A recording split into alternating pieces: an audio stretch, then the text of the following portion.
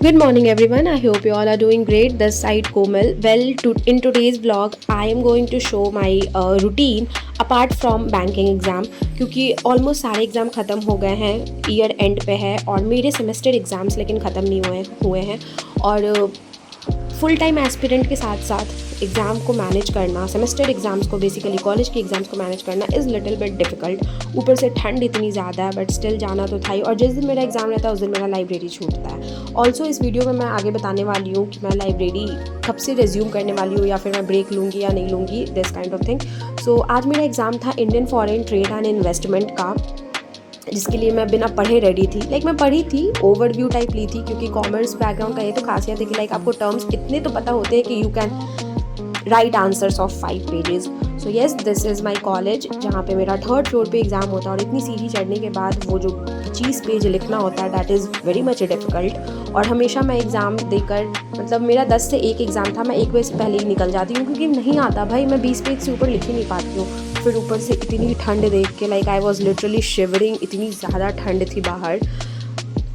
Then after मैं घर आई, घर आने के बाद सबसे पहले मैंने देखा हीटर ऑन है और हीटर के पास जाके बैठ गई।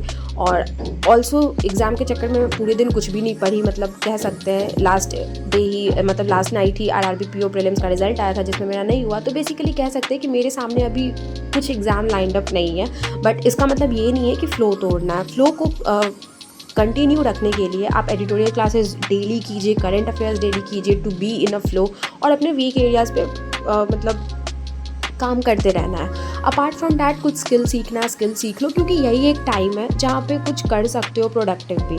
सो मैं शाम का नाश्ता वाश्ता कर ली, थोड़ा बहुत रेस्ट वेस्ट किया, एंड कुछ पढ़ाई वढ़ाई तो मेरी हुई नहीं थी।